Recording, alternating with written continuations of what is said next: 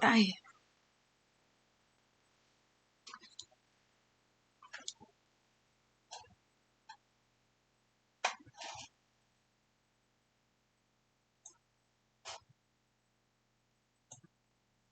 Good afternoon. My name is Jerry Miller. We're at Enterprise Bank in Creve Coeur, Missouri. It's November 1st, 2012. We're here to do taping for the Missouri Veterans History Project. In the room is the veteran John James, Sheila Evans, Carl Mitchell, and Jan Manoff. So we'll start with you, John, and I think everybody can spell John James, so I'm not going to have to ask you that. Okay. Tell us when and where you were born. I was born in Lambert, Mississippi, June 6th, 1942. My family migrated to St. Louis area when I was 3 months old. I attended parochial grade school and high school. And at the 4 years I was in high school, we lived in Puridago projects. And I didn't come from a large family. I had one brother, but he wasn't raised with me. My mother's older sister raised him because her and her husband didn't have any kids. And I graduated from grade school in 1956, and I graduated from high school in 1960. Well, you have to tell us what high school. That's a St. Louis question. DeAndre's High School. Okay. And the grade school was St. Malachi. And both of them were in the city. Yes. And so I joined. Tell us a little more about you, when you were young. Who did you live with? I lived with my mother and father. Okay. And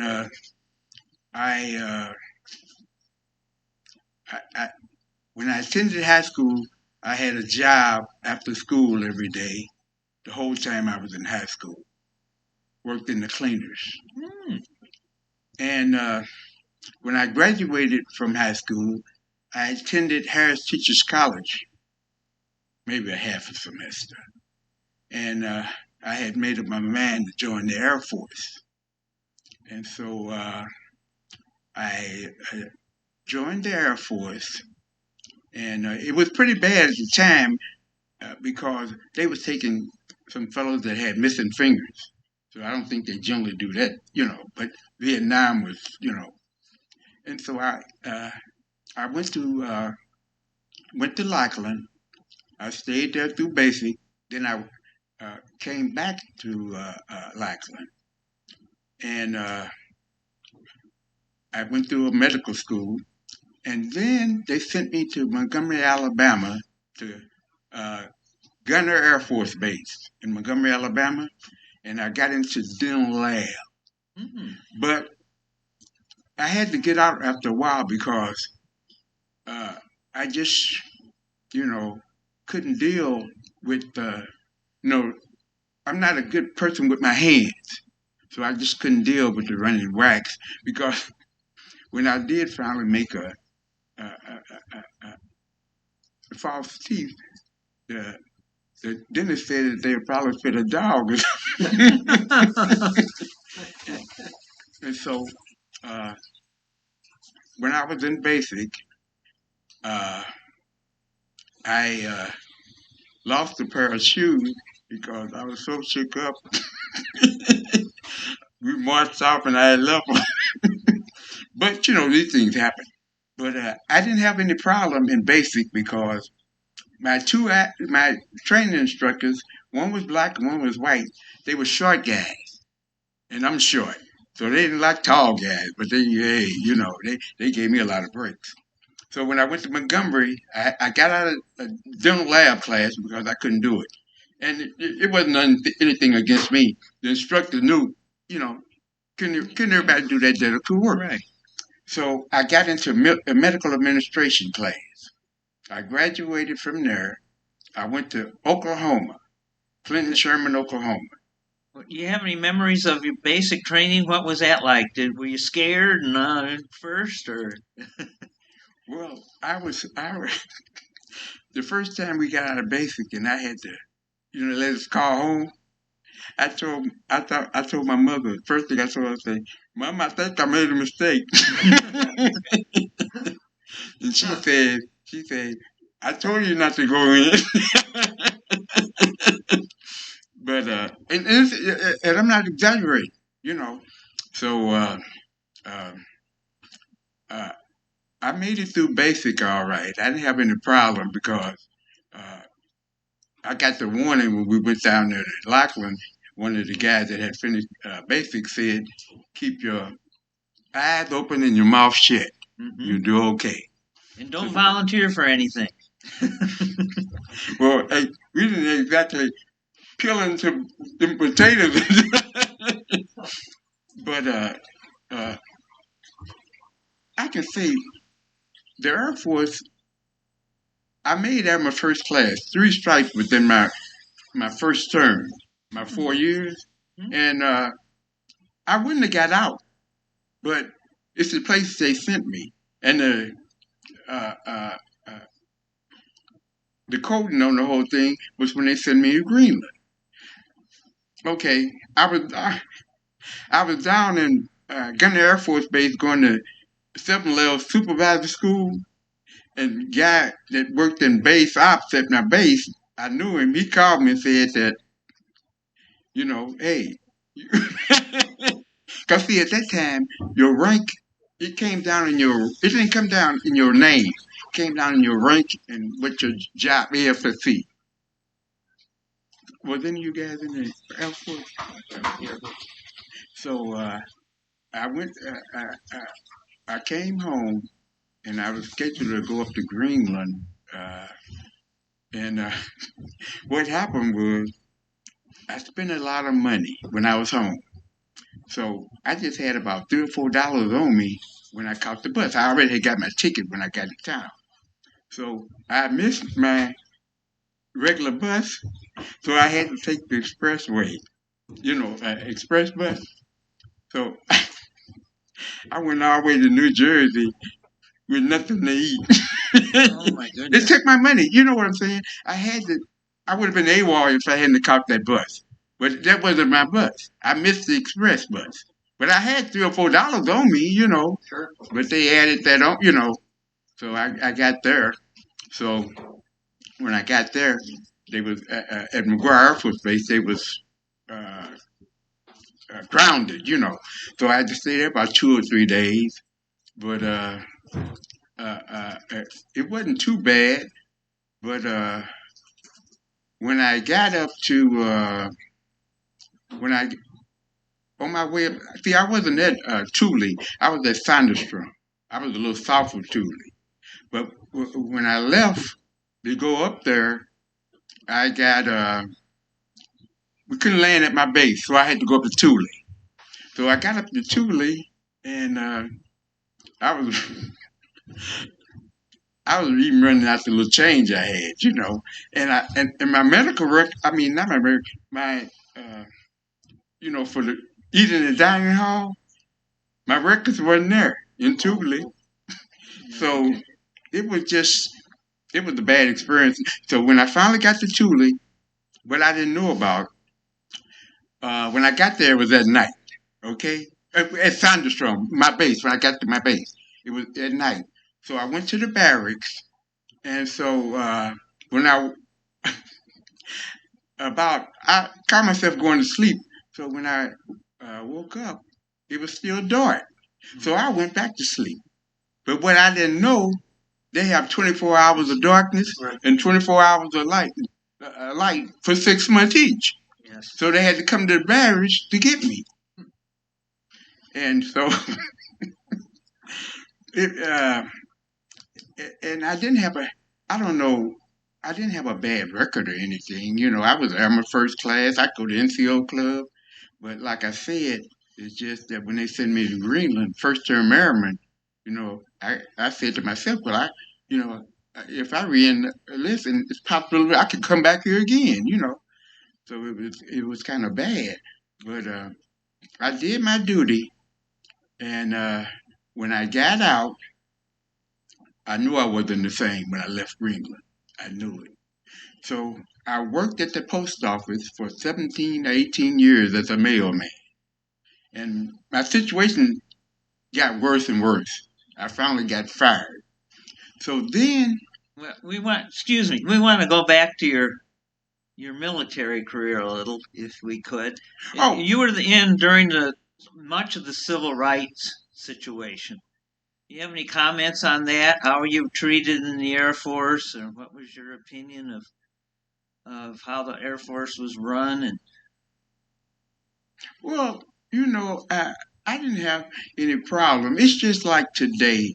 I think when I was in the what they call Air Force uh, women, we used to call them wave or Waves is Navy, what? Wax is Army. Gosh, I don't know. I can't think of it. Anyway, down at Lackland Air Force Base, they had the women and men. They weren't together, Right. and I don't think the women had men instructors. They instructed with women. Yes. Yeah. So, and I mentioned that because what happened recently at Lackland, Yes. problem. But I didn't have any problem racially wise because like I say, when I attended DeAndre's high school, my freshman year, I was the only black in all my classes. And so, like, I didn't, I was used to all kind of people, you know what I'm Right. saying? So I didn't have any problem like that because a lot of times I'd go to town with the Caucasians, and there's a lot of them guys, black guys that was from the South, they wasn't used to integration, like. So I'd be in town by myself with them. But I didn't really, it didn't bother me. So I always been try to be a fair man. Matter of fact, my best friend in there was a white guy from Peoria, Illinois. Well, he's actually from Matamoros. It's near Peoria. Okay. I talked to him now. I talked to him last week. He's in the Dallas area now. But he was my best friend in service. So when you were at Lackland, you could go into town and things of that sort when you had a leave and. Yeah, well, at the time I was there, it was all set up to beat GIs. They had those strip bars and drinks real high. So I went in a few times, but that was it. That was it. But like personally, I believe that the best racial atmosphere is in military. I personally believe that is in military.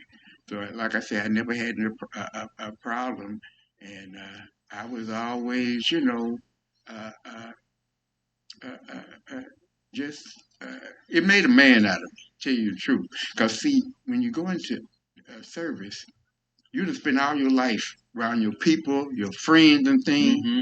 You go in there and you see people that you don't even know, didn't even think existed. You know what I'm saying? Mm-hmm. And like a lot of them people, like they used to get them GI parties or whatever because guys didn't want to take care of themselves because they wasn't used to it. You know what I'm saying? I never, got involved in that, but yeah, like I think it made a man out of me. It showed me that the whole world didn't revolve around St. Louis, and it makes you a man because you have to make your decisions yourself. See, a lot of people here, they deal with family and and family friends, and that's where their mind is set. But see, when you're in the military, you have to deal with all kind of people, all kind of people. Now, I'm not going to say it wasn't any prejudice soldiers, but on the majority, I would say that everything was even. I never had any problem. I can say that I never had any problem. Well, do you know of incidents with other people having problems, or while you were in the military? Or? No, not really, because I I felt like we was all in the same boat. You know what I'm saying? So I never had any problem on a racial issue, and I was in the medics too, which we didn't Right. really connect it with the other base. Yeah. Matter of fact, we didn't even eat with them. We had our own dining room. Oh, And my job up in Greenland, I was in the medics. I told you, my job up in Greenland, we averaged about one or two guys a week. We had to send back to McGuire Air Force Base in New Jersey because they had that anxiety. They couldn't take Greenland. Hmm. So my job was to call McGuire Air Force Base and tell them to have an ambulance waiting out there when the plane landed with the patient. So, and I know for a fact we average at least one or two guys a week that they had to send back. Yeah. And like I say, it was just something that, yeah, I made it through it, but I don't think I never recovered from it. And then I ended up trying to get help, and I had to go to a court in Washington, D.C. I was diagnosed with post-traumatic stress disorder. And I had to go to Washington to get help because, and I think the reason why is that a lot of times these veterans come back home and they on drugs or on alcoholics and or don't want to work.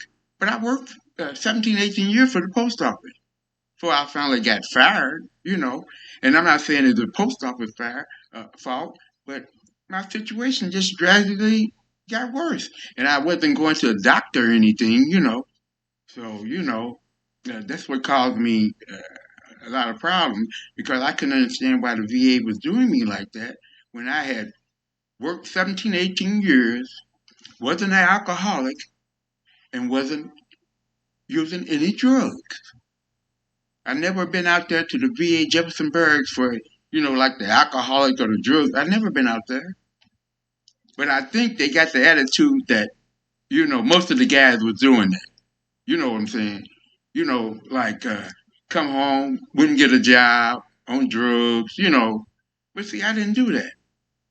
I worked 17 or 18 years as a letter carrier for the post office until I got fired. I got fired in 84. I started in 67. Tell us a little bit more about Greenland. That sounds fascinating. Well, Greenland is a place where they say you can go AWOL and they can for 3 days and they can still see you. There's no trees up there. And we had one NCO. We had an NCO club. He got drunk and left out of there about late at night.